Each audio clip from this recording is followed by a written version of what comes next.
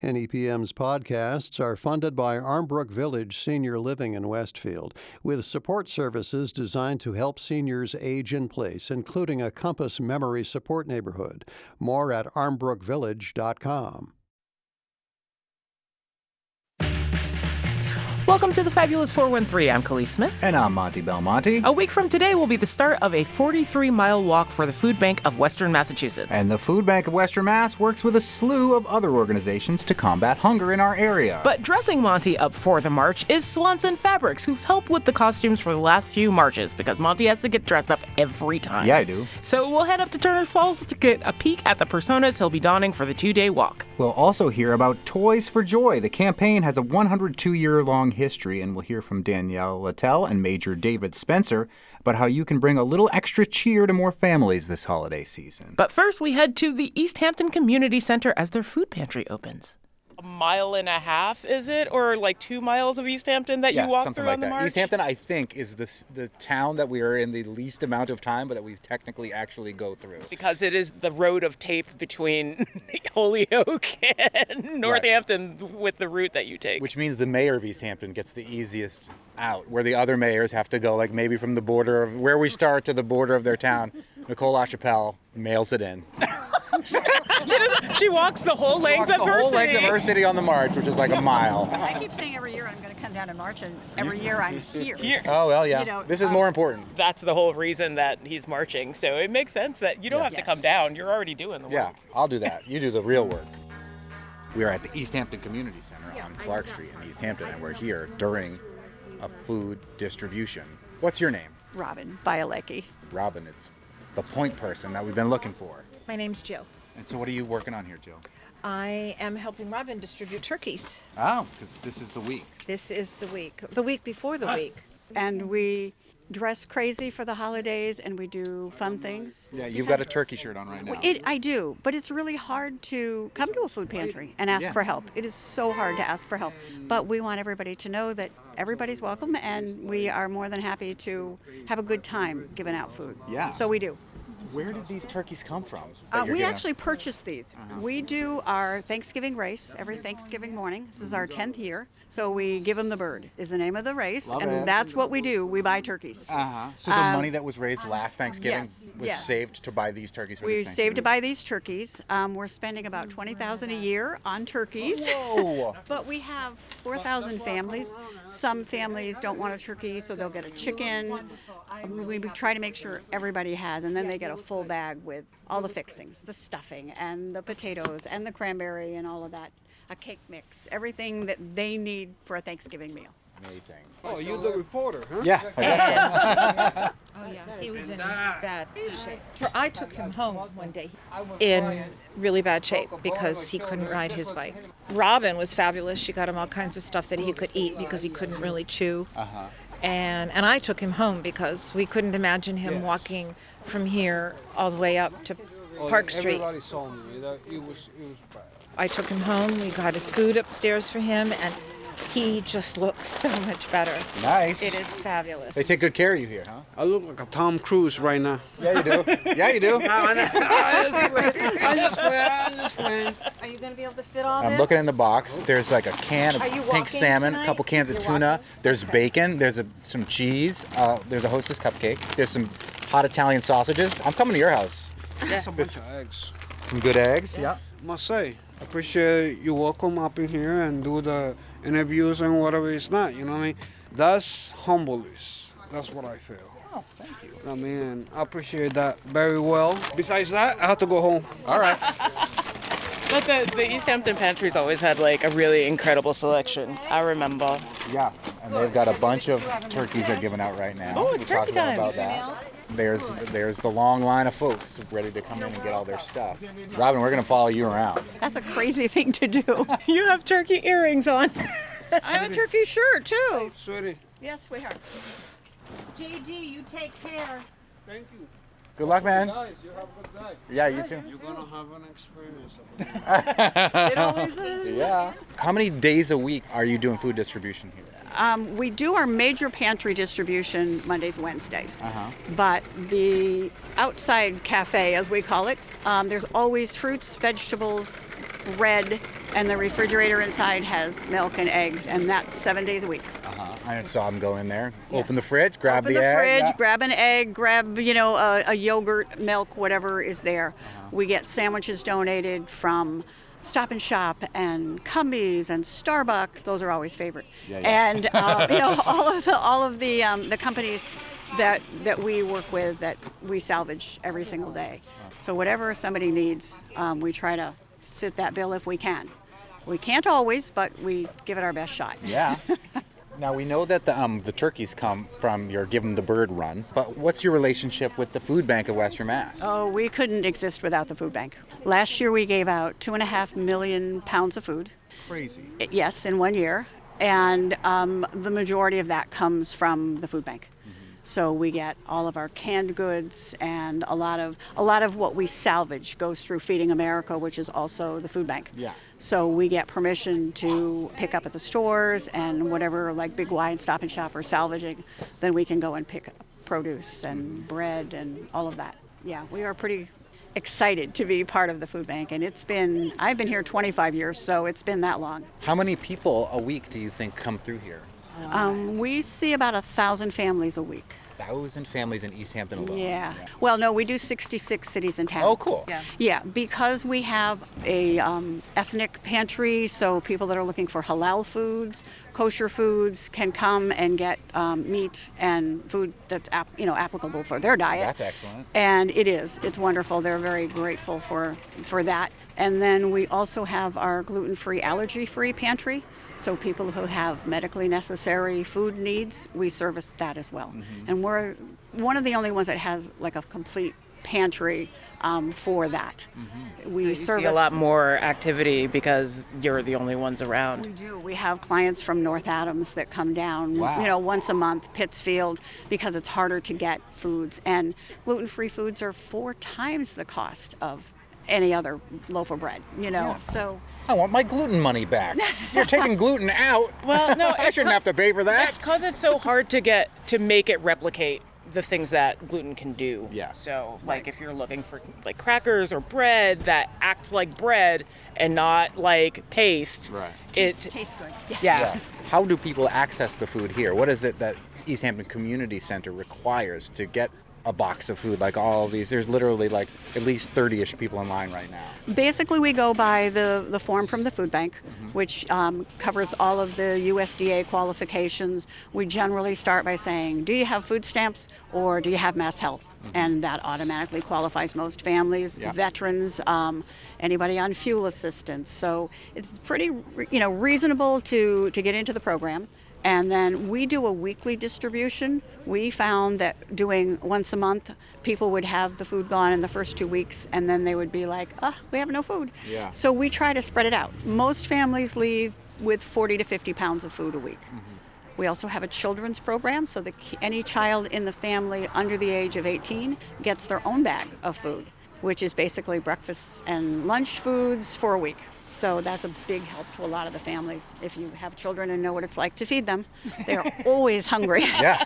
They're constantly burning calories to grow. Yeah. My wife cannot believe how much milk we drink in a week, and a lot of it's my fault, but it's the kids too. Oh yeah, absolutely. And we all know that when they go to school and they've got a good meal to start their day, granted they're getting breakfast at school, but some of the kids are still coming in hungry. So we want to make sure that they can learn and absorb and all of that great stuff, and you need food to do that. I became more familiar with your program during the pandemic when I was still living in Easthampton. And my roommates suddenly qualified to come to the pantry. And I was always working and coming by here, so I would pick up.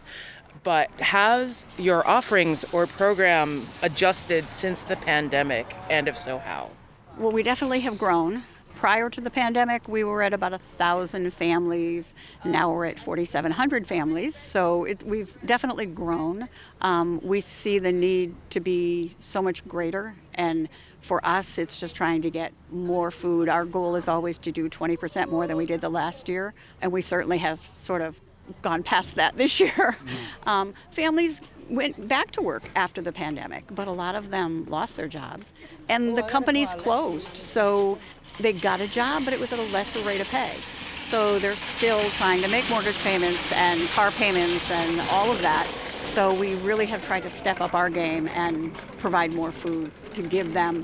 Okay, so if you're not spending it on food, put it towards an electric bill, that type of thing, and we try to help them as much as we can. We're a United Way partner, so that is also huge because we can link through and network to so many agencies for fuel assistance, and we have a clothing closet here, but we link through to other agencies to really find out what their need is and how we can make that happen. We're speaking with Robin Bialecki at the Easthampton Community Center, where there's a distribution happening right now. You've been doing this work for a long time, 25 years, a quarter century. You were talking about how, you're wearing these cool turkey earrings, you got your turkey shirt on, you're trying to make this fun because there is a stigma that's associated with having to come to a pantry. I think the best way to deal with stigma is to try to destigmatize it and talk about the real ideas about who is relying on this emergency food and why you should rely on it, because it's there for you if you need it. What are some common misconceptions that you encounter versus the actual humans that you have come to know and love and hug, on a week in and week out basis here in Easthampton? We do. We all know 55% of my volunteers, and I have 200 volunteers, are people who also use the pantry. Yeah. So that's a great icebreaker when somebody sees somebody here and they're going, "Oh, you volunteer?" And they go, "Oh, yeah, but I'm also a client. I'm also a visitor that comes and gets food." I try very hard to be out during distribution so that anybody can pull me aside, talk to me. I'm not sitting in my office. I'm not that type of director. I'm out unloading trucks. I'm here talking to people. The more you talk to people, the more you find out what their needs are, and then you can go about helping. And they'll start talking in line, which is wonderful. And they'll go, "Hey, did you get this?" Or "Did you see that this is coming up?" And I tell people they can be my shoppers because there are times when I run out of something and I'm running to a store to buy 50 cases of something. And they'll say, "Oh, Robin, did you see cereal is on sale at Big Y this week?" And I'll go, "Oh, no, but I'll go over and make sure if we run out, I'm going to go hit that store." And they're looking out for us as much as we look out for them, which is, I think, it's a good partnership, and it makes it a whole lot easier to come and stand in line. We want everyone to know that we're just the same as they are. Yeah. And it's hard to be here, and we recognize that. The other thing that I think people misconstrue frequently is that, that they're not working, that they're just sitting around, that they're taking whatever they can get for free. What is your experience leading the witness here a little bit, but doing this work for the last 25 years? It is our experience that there truly is, we are all the working poor. Yeah. We all recognize that prices are going up at the stores, gas prices go up. So we all have to pitch in as best we can. Later in the show, a program that's been bringing toys to families in the Springfield area and beyond for over 100 years when we find out more about Toys for Joy. And a check-in to see how my costumes for the March for the Food Bank are coming along at Swanson's Fabrics and Turners. And more in Easthampton next with Executive Director Robin Bialecki and the volunteers and patrons that come together to make the community center magical. You're listening to the Fabulous 413 on 88.5 NEPM. Bialecki. We see everybody, a lot of retired folks, a lot of families certainly. Raising children is expensive. We love them dearly, but they're expensive little devils, and so we just try to filling in those gaps, filling in whatever little holes we can. The gentleman that was just here had an accident on his bicycle, broke a number of bones in his face. And we adapted what he was getting. We gave him liquid food for a month almost, and he's eating again. And so we try to do that. If we have somebody who has a recent diagnosis of, high blood pressure, so we're going to give you the salt-free things. And again, with our allergy-free pantry, I have one little boy that was here a little while ago. He has 23 food allergies. Wow. And he's 5. So it's very difficult finding things that he can eat, which is great. We're speaking with Robin Bialecki at the Easthampton Community Center, where there's a distribution happening right now. We're not in line. We're not in line. It kind of keys into a thing that we've talked about, the cliff effect too. You were mentioning people lost their jobs and went back to work, but the jobs aren't paying nearly as much. And with the cost of everything going up, when you price out of programs, you are right back here. So there really shouldn't be necessarily stigma about it because nobody ever really knows anybody else's circumstances. Yeah. Well, in every family, even if it's not your individual family, it might be your brother's family or a cousin. In every family there is someone that's in need of food. Food insecurity is huge all over the country. So we're trying to make that easier so that people know they can come here. They understand that, like I said, a lot of our volunteers are also people that come and get food. A lot of our volunteers are retired teachers. We all know teachers don't make a lot of money, and so their retirement benefits are maybe not high enough to really exist. They're still trying to pay off a mortgage or pay the car insurance. So we all live with that. And I always say we're all just one step away from being here. But we try to make it not a bad place to be, right. A place that's comfortable. I always tell people when they get a new job, stay with us for about a month. Make sure you get caught up on the bills. We can still help with the food bill. And then when you're more comfortable, then if you want to leave the program, that's fine. But get ahead on the bills again because they snowball so fast. You think so many people we hear are like, well, I skipped this month's electric, but I'll pay it next month. Well, next month comes and you're still not caught up if you're still not working. So we really try to make that happen for people. Robin was giving a hug to this gentleman over here, and you're wearing a Patriots jacket. And the NCAA championship T-shirt for the UMass team that won. So yes, Robin has totally stereotyped both of us because I love the Patriots. UMass. And Khalees loves UMass hockey. Khalees is the engineer for UMass hockey on the radio. So if you ever listen to it on the radio, Khalees is the one pushing the buttons. Tell us, them; those are my boys. What's your name? Jim Bernier. Jim, tell us about your relationship with the Easthampton Community Center and how... Robin is fabulous. They're fabulous here. Yeah. Yeah, they treat us really well. They're very helpful. Uh-huh. What are you looking forward to getting today? The usual, I'm hoping fish sticks. My favorite. We have fish. I don't know if we have fish sticks. Well, that's close. How often do you come? Every week. Uh-huh. How important is this to your overall health and nutrition to be able to access Very important. It's very important. These people do really good work. Yeah, that's great. They deserve more credit than they get. We try to fit everybody's need in, and sometimes we make it, sometimes we don't, but we give it our best shot. You do your best. You always do. All family here. Yeah. Putting the community in community center, I guess. Yeah, we're all family. Somebody asked me once why we don't call it the Easthampton Survival Center. And another gentleman looked at me and he said, I know why, because you go to a survival center to survive.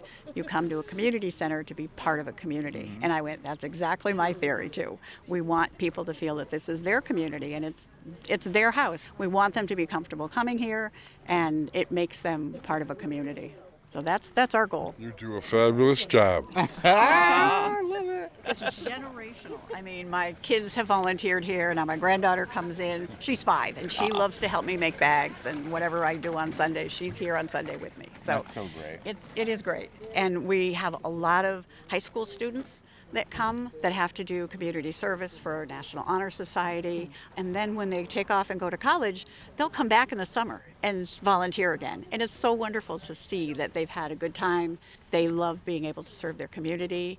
Community service doesn't have to hurt. All the young kids you have from the high school that come and help. That's it. Yeah. The Boy Scouts, the Girl Scouts. Oh, they're yeah, just we have the a lot good of kids. Yeah. a lot of kids that come down and The community do service I did in community high service. school was court mandated. Gotta love thy neighbor. We have a few kids like that too. We do. And go UMass. Yeah. How often is it bags versus market style, which like here, because this is like people are getting to pick what they want as opposed to like just picking up like an assembled amount of things. They generally get like 40 to 50 pounds, but a lot of people will come on a non-pantry day, which would mean that they would come in. Some people come every single day, get a loaf of bread, vegetables, whatever we happen to have here. So they get a fair amount per family. We also do a mobile distribution. Last week we did 270 families in an hour. Wow. And we do that on Franklin Street at the church parking lot. They got 40 pounds of food, and it's mostly all vegetables, fruits that they get. Sometimes meat, frozen meat. We never know, again, whatever the food bank has in excess, but that's another option they have. And for the seniors, we have our senior brown bag program. So another bag of food for the seniors each month to help them out. So, and they know sometimes we do a push from the food bank. They'll call me and they'll say, hey, we've got some extra. Friday, they brought in 9,200 pounds, and it was gone in a day. Wow. So I put it on Facebook. I know. I was about to say, it's like I see the People Facebook see it, blasts all the yes. time. It's like, we have a bushel of sweet potatoes. Come in, Yes. and they do. And It's they great. do. They'll just The come only in. day And they take off is Christmas. Christmas They're Day is al- my day they're off. always here. 365 days because it's leap year. 365, yes. My husband and I go out at 5:30 in the morning, and we do all of the early morning pickups from the stores. So we do like River Valley, we do Cumbies. They want us in before the trucks are there. So Right. we go in early. Nobody else really wants to get up that hour, so we start early. We do, and we do the early morning pickups. You are dedicated. So what happens here if you don't take Thanksgiving off? What happens here on Thanksgiving? We do our road race. So the Thanksgiving road race starts at 8:30, and we're usually done by noon. The race is done by 10:30, but I have a lot of picking up and putting away. So, and then we're right back at it the next day. Wow. As I told her, her place in heaven is assured.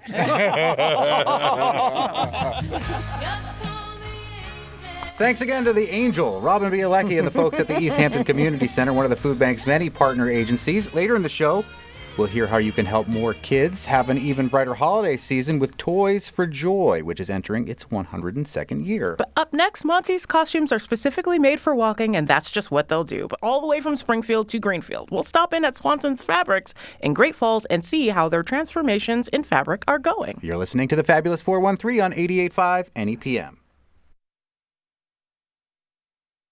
The Fabulous 413 podcast is funded by UMass Amherst School of Public Policy, offering graduate programs in public affairs, public policy and administration, data analytics, and computational social science. umass.edu/SPP. The Fabulous 413 podcast is funded by the UMass 5 College Credit Union, offering co-op advantage checking with cash back on all purchases, plus secure debit card controls, all from the UMass 5 mobile banking app. Insured by NCUA, umass5.coop.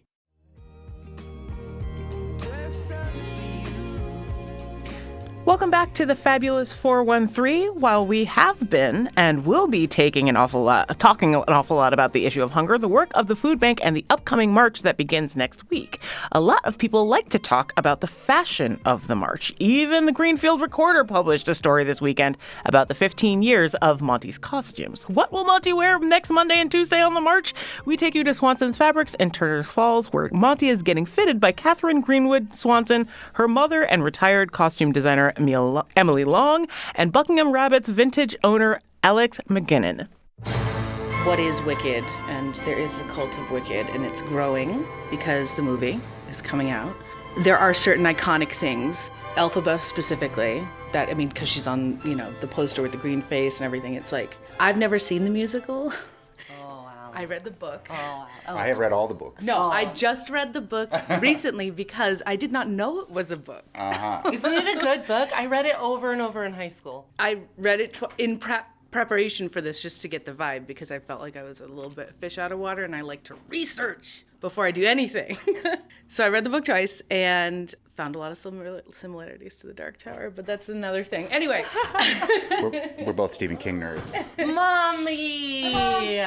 But I realized in looking at the visuals for what's coming out now and watching that trailer, visually, this is more reminiscent of the original Wizard of Oz and also this new Glinda. Alex McGuigan is holding up a printout of Ariana Grande as Glinda, the Good Witch, in a pink ruffly gown and a tiara. Such great casting. I mean, perfect. I was amazed when I saw. Yeah. The problem is that fashion nerds over here, Elphaba, her outfit in the new movie is really cool and very Edwardian and very restrictive and very black. So we thought we could do a little bit of a combination of the previous Elphaba's dress. This is overthinking it. And the current Elphaba is definitely overthinking it. There's a little bit more dimension in the stage costume. It's not flat black, it's got some dimension. Which will be good for safety purposes. Right. Although I'll probably be Elphaba on the day where I'm all in the light. You're going to yin-yang your costumes. And I think also the makeup, how long is that really going to last? Is it going to last a 12-hour day? What we were thinking was actually green gloves with nails attached to them, touch screen. Ooh. Yeah? Now we're getting high tech. I love it. And it's necessary. Not really. Well, this costume has to be practical. I love this challenge every year because you have to walk how many miles each day? 17 as Elphaba and 26 as Glinda. Oh my God. Wow. 26 is Glinda. You know you're going to be wearing a hoop skirt, right? Okay. No, that's better. It's going to be, because the hoop skirt's easy and it keeps the skirt away from him. He's going to have all the room to do big, long But remember that I'm strides. pushing a shopping cart too. Exactly. So it needs to be have to maybe reach more the hoop in the shopping back than in the front. I don't know how to do that. It will automatically do that. Okay, good. Anyway, we're excited about it. I think this is like a pretty solid team. We work well together. We don't fight minimally. Usually it's in a funny and cute way. I've always been so delirious when we're in those moments. Yeah, that's why we're starting early this year. Monty, what costumes have we done for you? We did COVID cowboy and then the hazmat suit. Yeah, the bedazzmat suit I liked to The call it. bedazzmat suit. And then the next year was Uncle Sam Yeah. and Eat the Rich. No, we didn't do that. I Oh, it was Ariana Grande. No, it was. Not Ariana Grande. It was. Alexandria Ocasio-Cortez. Yes, it was her Met Gala Flouncy white dress. her Met Gala gown with the hers said AOC tax the gown. rich, and ours did too, but it also I'm said like, Eat the Rich. that would have been even funnier, but it said end hunger now. I mean, that's one way to feed. Eat the rich. Yeah, right.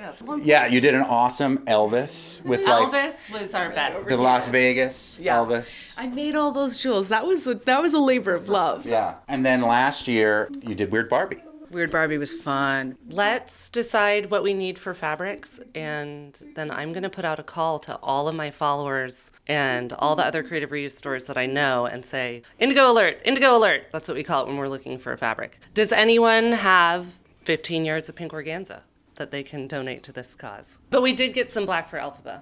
Around here, if we just ask, it tends to come. That you sent last week. And I just was going through and it's 7 yards. That's all we need. Monty, why do you come to Swanson's Fabrics to Well- have your outfits made for Monty's March? I love the mission behind what you're doing with all of this trash rich, taking fabric out of the landfill and giving it a good home. I love the mission of it's making fabric accessible to the masses regardless of price. It could be the most gorgeous silk, but it's still $4 a yard. $5 in store, $6 online. Thanks, Obama. I was just here a couple weeks ago getting thread, and I went through all your buttons because you have all this, like, I needed a button for a tuxedo for a wedding I'm going to, and I was trying to find a matching button. Buttons are my thing. Yeah, so that's why I love Everyone's it. got their thing.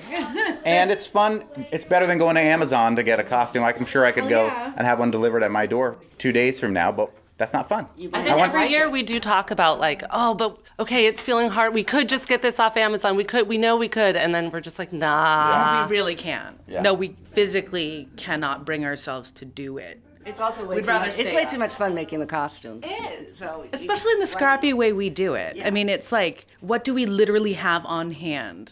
It's also fun for me to see how much weight I've gained since you measured me last year. Oh, I don't have those old measurements. my mom was like, where are his measurements? I was like, come on. I'll go try on the weird Barbie dress again, see if it still fits. Also, this one's going to go on the fair, we've decided. In the fair?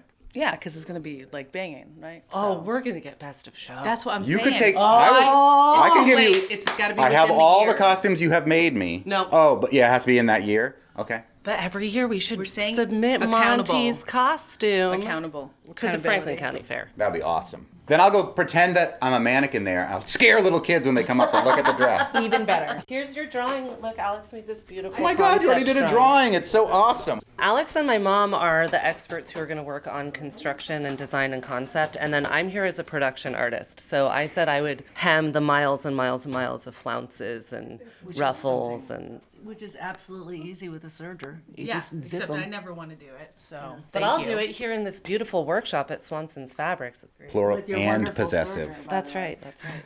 Looking at this, you're not existing in this world in which you are being tended to Right. and filmed in this way. You need to move and actually like exist in this outfit. So like we have to figure out, and we've already talked about it, that like these are going to be two separate pieces. This is not going to be an actual corset unless you really need to be snatched. Do you? I don't believe so. Okay. Yes. Yeah, I didn't think so.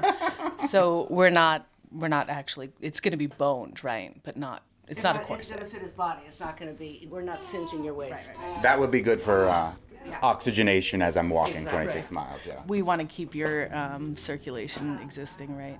So it'll be a lot simpler to get into and move in than what Ariana Grande is actually wearing there. Although she looks great. It was really fun to draw this because I was like, Barbie, I'm drawing a Barbie dress.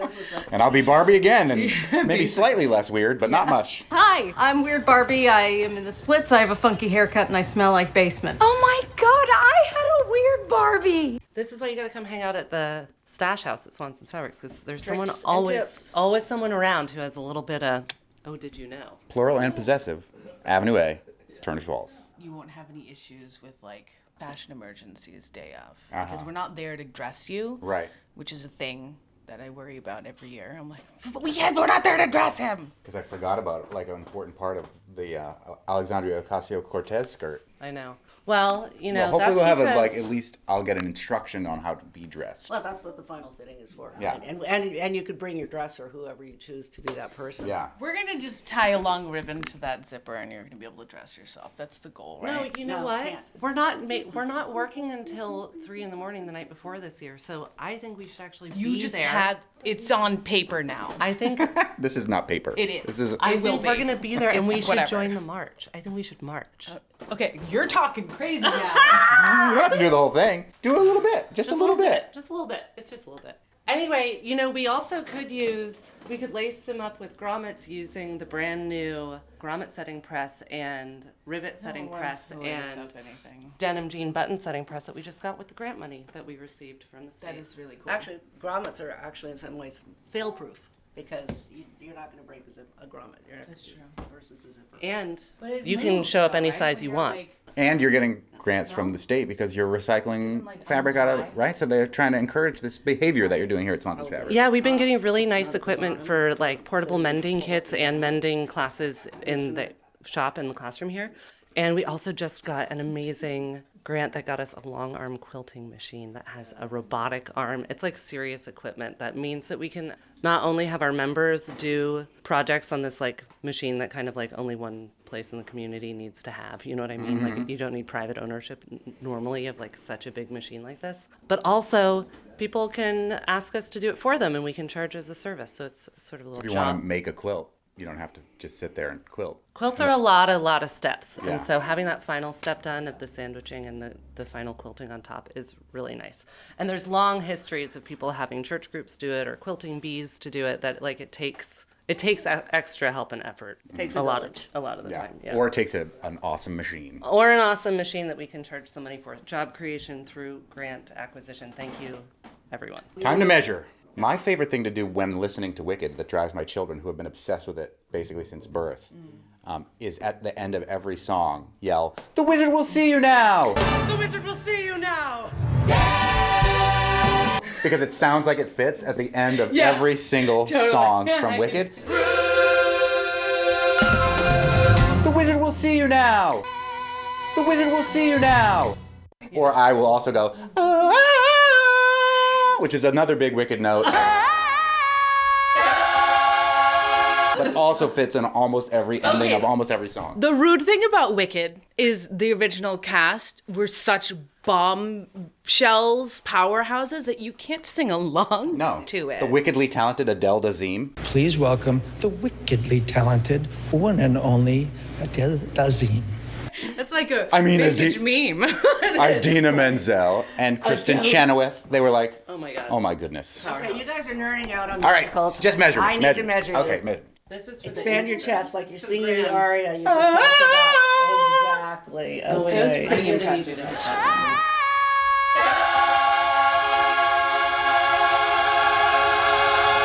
The wizard will see you now!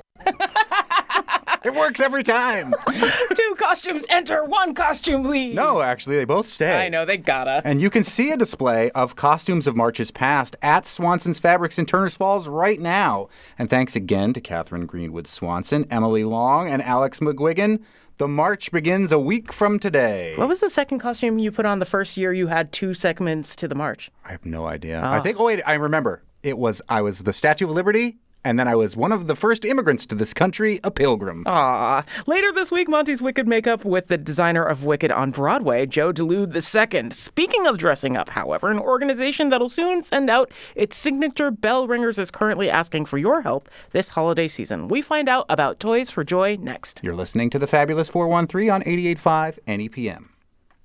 The Fabulous 413 podcast is funded by Northeast Solar, homegrown in Hatfield, Massachusetts, and providing energy savings for their customers for over 10 years. Learn more at northeast-solar.com. NEPM's podcasts are funded by Armbrook Village Senior Living in Westfield, offering assisted living and compass memory support with evidence-based treatment for those with memory loss. More at armbrookvillage.com. Welcome back to the Fabulous 413. It's the 102nd year of the Toy for Joy campaign. This year's campaign, as always, is sponsored by the Salvation Army through its Western Mass locations in Springfield, Holyoke, and Greenfield. Toy for Joy is also conducted in partnership with the Republican newspaper, Reminder Publishing, Mass Live, and El Pueblo Latino, and the Hampden County Sheriff's Department will once again lead a list of community partners and volunteers whose efforts make Toy for Joy a success. With more than a century of giving and sharing, Toy for Joy has survived and thrived for over half of the Republicans' 200-year existence. This year's goal is $150,000 with a deadline of Christmas Eve, December 24th. And we are joined by Major Donald Spencer of the Salvation Army and Danielle Lataille, who is the Social Services Director. You don't get a military-sounding rank, Danielle, but Major... Well, we're working on that. I've only been here a year, so give it some time. I mean, a lot of people, when they think of the Salvation Army, they think of thrift shops. Like, sure. I have had many incredible finds over my years going through Salvation Army thrift shops. But you are dressed in military regalia, Major Donald Spencer. Tell us about what the Salvation Army is and the sort of quasi-military, quasi-religious nature of this Salvation Army. There you go. The Salvation Army can very easily, in my mind and in my motivation, be summed up with a few simple words that has been our unofficial motto for many, many years, long before me. And that is very simply, heart to God and hand to man. Mm-hmm. The Salvation Army is well known for our work with children, especially at Christmas time. Our purpose here to talk about the fundraising campaign so we can provide toys and books to children in need so that Christmas time and holiday time is a happy one for as many possible children as we can help. But the Salvation Army's motivation is very simple. You notice my uniform. Yeah. That would just indicate I'm a member of the Salvation Army. It's my church. I'm also the pastor of the Salvation Army here in Springfield. I was assigned here with my wife a year ago. And our job really is to let people know that they are loved and cared for. God loves them. And that's our motivation. And so people are in need. And basically, the Salvation Army began 150 some odd years ago across the ocean in England, in London, England, amongst the poorest of the poor, when a Methodist minister saw needs of the poorest of God's creation not being cared for. And he was compelled to do something. And from that grew the Worldwide Salvation Army that I'm a part of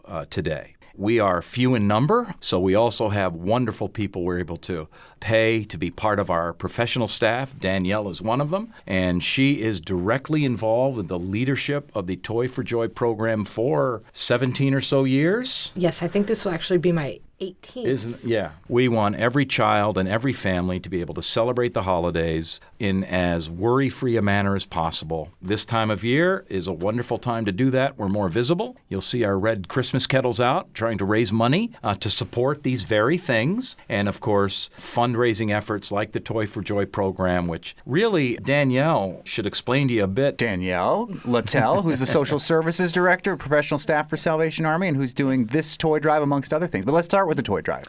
We do about 1,500 families. Just last year, I actually brought some figures just to kind of give you an idea of the magnitude of individuals that we're serving. And this is just Springfield. We did 1,605 families. That equates to 3,747 children, and that's about 18,735 toys, games, and books. As Major said, we really couldn't do it without the volunteers. I mean, just the handful of us at the core.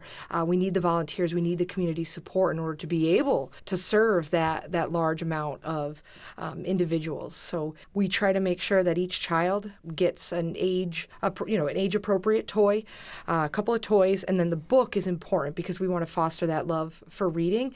The parents seem to really like it. We make sure that it's a fun and engaging book. It's something that the kids want to read, that families can read together. It's just a great program, and we're always so happy to be able to provide it to the community. We're talking about Toy for Joy through the Salvation Army and the Springfield Republican and Reminder Publications and El Pueblo Latino and the Hampden County Sheriff's Department and more. And we're speaking with Danielle Lataille, the Social Services Director, and Major Donald Spencer of the Salvation Army. Are you involved in the pantry work that the Salvation Army does as well? We're about to enter into a huge fundraiser with the Food Bank of Western Mass next week. Great. We've been talking about hunger issues, and I know I've been looking through some of the articles about the work that the Emergency Food Pantry has done. Tell us about your work with the Salvation Army's food pantry. Yes, so we are actually a member agency with the Food Bank of Western Mass. We love our partnership with them. They help us to continue serving the community.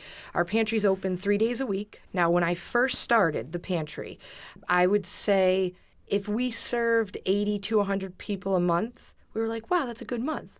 Last month alone, so October, we served 1,600 people. Wow. Just last month.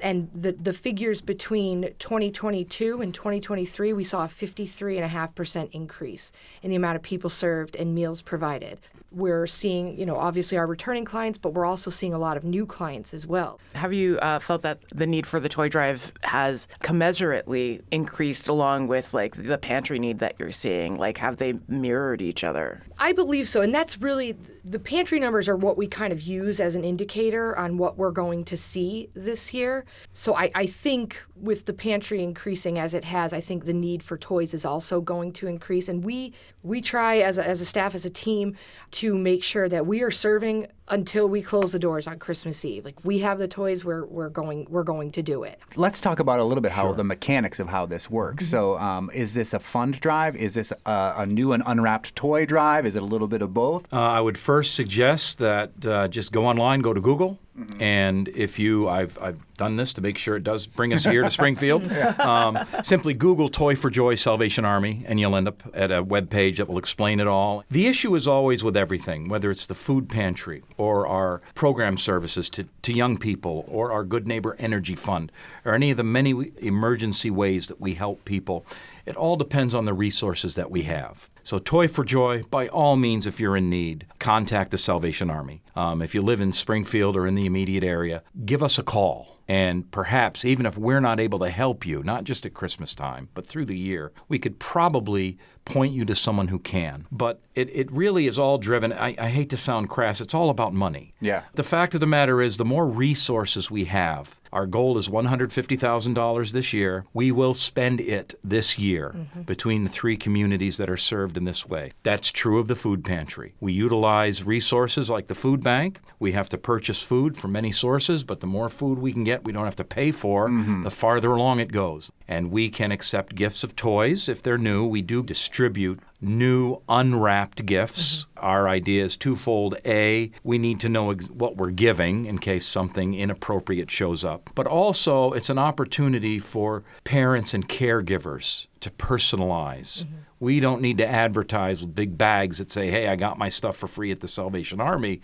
It's the idea that we are making sure is communicated is this not from us. This is from mom and dad. This is from the caregivers to the children. Santa still comes to my house after 60 some odd years. I hope he remembers where I live. I move a lot. But in all seriousness, the idea behind all of our ministry is to communicate dignity.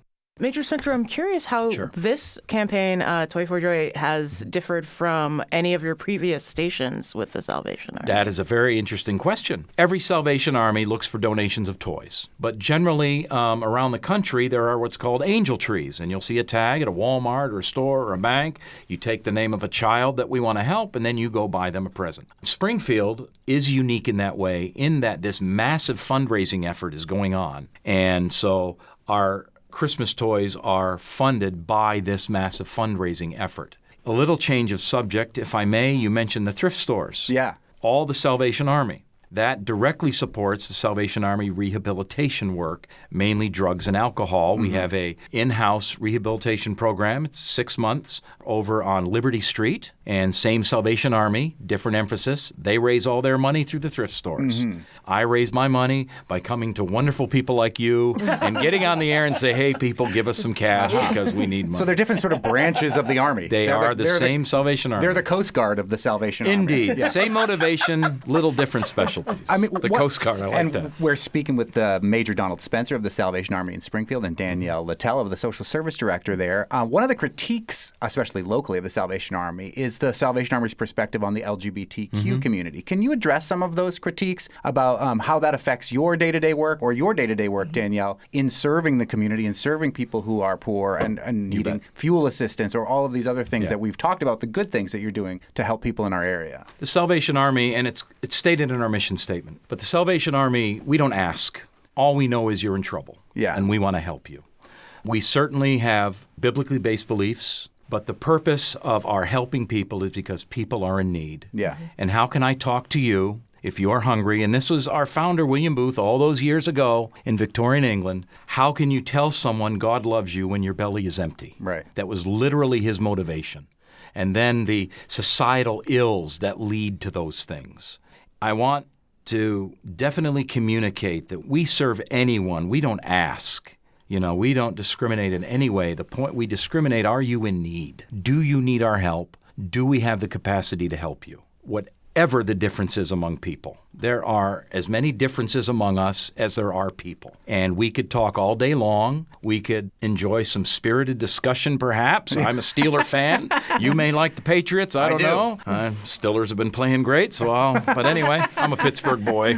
We don't have to talk about the Patriots season. The less said about it, the better. It's more fun to fight about that. That's for sure. In all seriousness, it doesn't come up. Yeah. You come to us for help, and we will help you. The Salvation Army is almost an unseen first line of defense against need and want. The food pantry is a perfect example. Most people that come to us for help first come to that food pantry and then are led into other, like our activity programs, our youth intervention program, Bridging the Gap. It's a unique Springfield Salvation Army thing, Springfield community thing. How many thousands of young people have turned from a life with an adversarial criminal justice system to one where they are now productive and happy members of the community for generations now. The point is need. You're hungry. Your kids don't have gifts at holiday time. We're Christians. We celebrate Christmas. But our toys go to anybody who wants them. It's not a requisite. You come to us for help, we're going to help you. That's the whole point. That's why we're here. That's why people support us. I'm proud of that as a Salvationist. On the other hand, Danielle Lataille, what are the changes that you've seen in the organization over the 18 years that you've been there? Honestly, I've just seen our programs really expand. As I mentioned with the pantry. So like with Good Neighbor Energy Fund, for example, that's our energy assistance program. It's not just here's your one-time grant, and that's it. We try to set them up with different repayment plans and budget plans and say, okay, why are we in this situation? How can we help so that it's not a recurring need or issue, I guess. Pantry as well, as Major said, they come to us for the pantry, but we have flyers everywhere. We also have, please come, we have a Wednesday night family night where they do activities and games with the kids.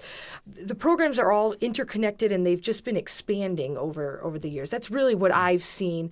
And when I first came to the Salvation Army, that's when I walked in, for the interview, I was looking for a store. And they were like, no. And I mean, just being able to learn about all of the different programs, and then with the oversight of the officers and their willingness to kind of let us give back into our programs and expand them and offer those additional services, I think I've just been able to add kind of my little touches here and there. And, because we're on the front line, so we're seeing exactly where the need is. Okay, so how can we change the program to make it better fit the needs of the community? So I think we've done a really good job with that. This summer, our food pantry, we introduced a mobile component. Took our emergency food truck, and Danielle and her team, we went out 4 or 5 times. We did. We took our canteen out, and we had pre-bagged bags of food, and we would just go to parks, and we'd go to senior housing, and we'd meet with the clients, and we'd provide them with food, but we'd also say, what else might you need assistance with? We're seeing a lot more need for bilingual services. You'll hear Spanish spoken an awful lot in our building, and that's important because people come to us, especially new arrivals, and they don't speak English, and so we still have to communicate. What do you need? How can we help you?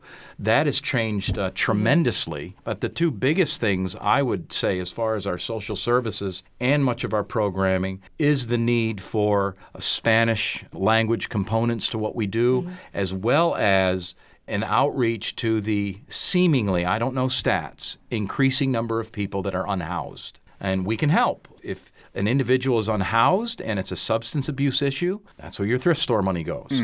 If it's an unhoused person because they lost their apartment or their job and they're living in the car, well, guess what? We might be able to help you find housing. And so that has definitely changed, and I think it just reflects the way the world has changed, at least where we all live. Major Donald Spencer of the Salvation Army and Danielle Lataille, the Social Service Director for the Salvation Army of Springfield, Holyoke, and Greenfield, who right now are underway with the 102nd year of the Toy for Joy campaign through our friends in media at the Springfield Republican, Reminder Publishing, Mass Live, and El Pueblo Latino. The goal is an ambitious $150,000 to bring not only heat and warmth and food and shelter and the lower end of Maslow's hierarchy of needs, but the top of the pyramid too, things like toys. The Toy for Joy campaign this holiday season. It ends on Christmas Eve. Thank you so much for joining us. Our pleasure. Our pleasure. Thank you for helping us make a few more children smile. We'll see you tomorrow on the Fabulous 413.